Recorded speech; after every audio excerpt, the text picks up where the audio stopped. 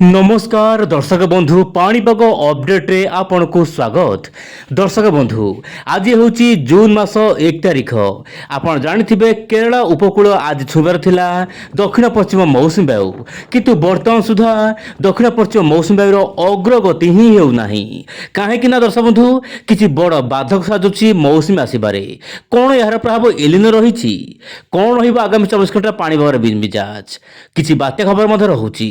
आसंतु आज वीडियो आलोचना करिबा। दर्शक बंधु चैनल नुआ थिले चैनल को अपडेट करंतु, सब्सक्राइब करंतु एवं चैनल बॉक्स रे लिखंतु जय जगन्नाथ। आपण देखंतु वर्तमान समय मोबाइल स्क्रीन रे देशर विभिन्न अंचल रे वर्तमान देखिबा को मिलुछि झड़ तूफान वर्षा, किंतु समस्तक नजर रहिछि दक्षिण पश्चिम मौसुमी वायुर अग्रगति को नेकी। आपण देखि पारथिबे जहा कि आईएमडी डाटा रहिछि। आपण देखंतु वर्तमान समय दर्शक बंधु जून 1 हेउछि नॉर्मल समय मौसुमी आसीबा पई। आपण देखि पारथिबे जो रेड कलर रो गार रही है नॉर्मल, माने यही समय मध्य जून 1 रे आसी थाए दक्षिण पश्चिम मौसुमी वायु, किंतु जहाँ जना पड़छि दक्षिण पश्चिम मौसुमी वायु आसवा परे ओडिशा रे केबे मौसुमी आसीबो बोली कुआ जाए। साधारणतः ओडिशा दर्शक बंधु जून 10 रु नेकी 15 तारिख आपण देखंतु एई जो गार रहउछि जून 15 तारिख मध्य ओडिशा माने ओडिशार भूभाग छुई पारे मौसुमी वायु बोली जहाँ पूर्व रेकर्ड रही, किंतु बर्तमान कहवा बड़ मुस्किल मौसुमी वायु केबे आसीबो। किंतु जहाँ जना पड़छि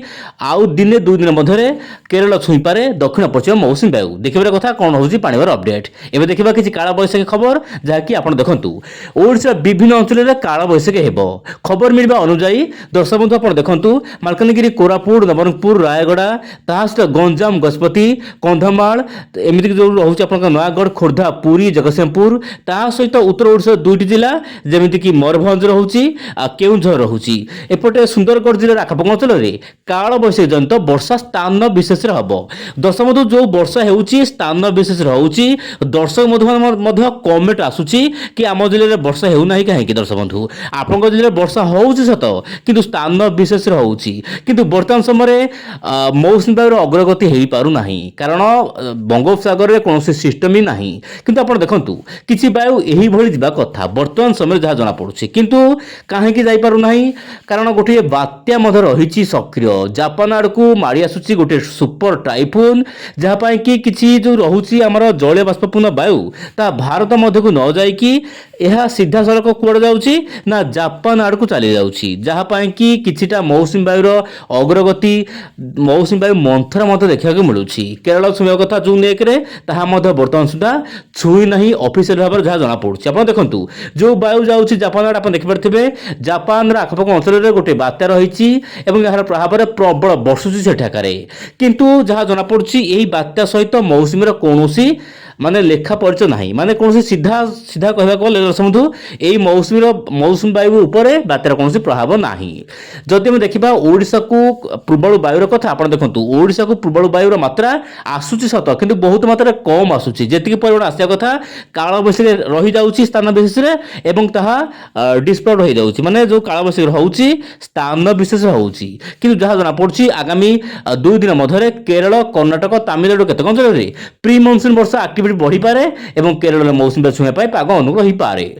देखिबा मॉडल मानकर कोन रहिछि बड़ अपडेट। छोट अपडेट माध्यम कहउ चाहिबी जीएफएस मॉडल आकलन करूछि। दर्शक बंधु एलिनो तो सृष्टि होई सारिछि, बहुत कम मात्रा रहिछि, किंतु एହାର प्रभाव वर्तमान भारत पर नाही बा मौसुमी वायु ऊपर नाही। किंतु जीएफएस मॉडल आकलन रहउछि ओडिसा रे थंडरस्टॉर्म रो एक्टिविटी सामान्य रही पारे, किंतु स्थान विशेष रहबो कोनोसी बड़ सिस्टम नाही। जे पर्यंत कोनोसी बड़ सिस्टम रहिबो नाही मौसुमी इनहांस बा आगोकू बा आडमास हबार संभावना कम रहिबो। किंतु जहाँ जना पड़छि 15 तारिख पर ओडिशा रे प्री मॉनसून वर्षा एक्टिविटी देखा मिल पारे, माने पार्क मौसुमी वर्षा बढ़ी पारे।